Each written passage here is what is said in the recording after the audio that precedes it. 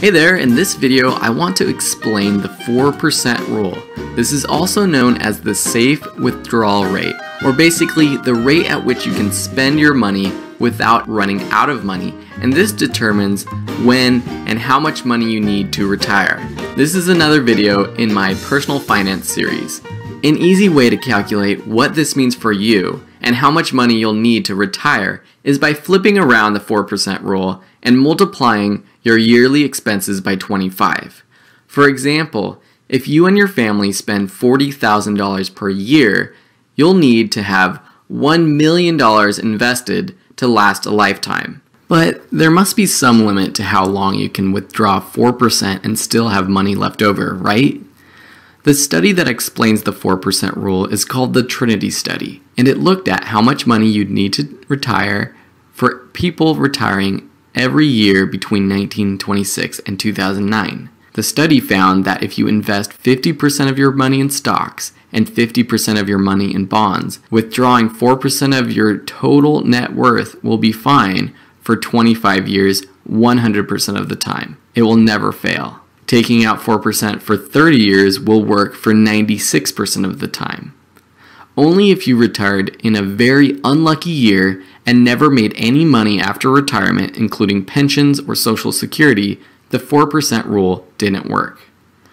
So to make sure we're all clear, the 4% rule isn't 100% foolproof, but those odds are pretty darn good. And even while I hope to retire from regular work longer than 30 years, I know I'll continue to make money doing things I love, which will make sure that the 4% rule does succeed for me. If the 96% success rate isn't good enough for you, use the 3% rule and only withdraw 3% of your net worth. The Trinity study shows that the 3% rule works 100% of the time, even after 30 years. But since the 4% rule is more popular and more realistic, let's dive a little bit deeper. As many of you are probably asking, why is 4% the safe number and not 10% or 2%? Very simply, investing money will pay you dividends and increase in value at an average rate of 7% per year. On average, inflation is about 3%, basically decreasing the actual value of the money you have. So you combine those two factors and you're at 4%. Your net worth will increase by 4% each year. And if you spend that 4% without going over, you'll end the year with the same amount that you started with. Okay, I know a lot of you are going to say, this is crazy, what about the recession, you can't predict stocks, and lots of other things, but let's look at those numbers a little bit deeper.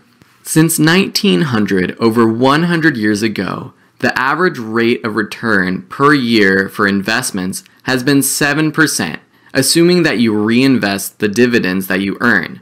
A dividend is money that you make from investing in a company. So when the company pays you your dividend, you invest it rather than taking it out and spending it.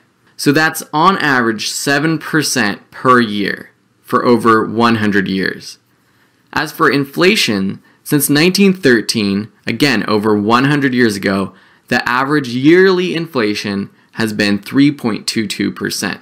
Even through the Great Depression, World Wars, crazy years of inflation, more wars, and the Great Recession, the average return rate has been 7% and inflation has been just over 3%.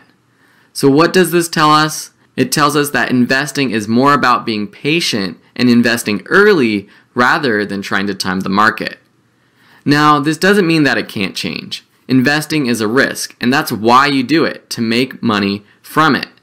But World War III could happen, another even greater depression could happen, and we have to be prepared for something like that.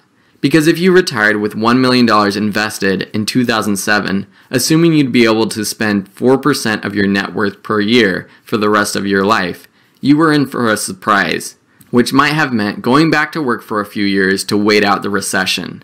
And hopefully if you did that, and you left your investments in the market, you would be in good shape.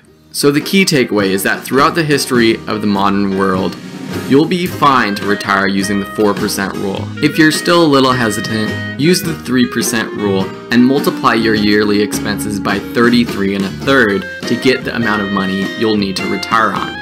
But now's the time to calculate your expenses, include some emergency padding, and start investing to get to that goal of 25 times your expenses. Because once you get to that number, you are free to retire. Let me know if you have any questions or comments below. Is this crazy, or am I actually onto something? Again, thank you to Mr. Money Mustache and the Mad Fientist for the inspiration for this post. I hope you enjoyed it.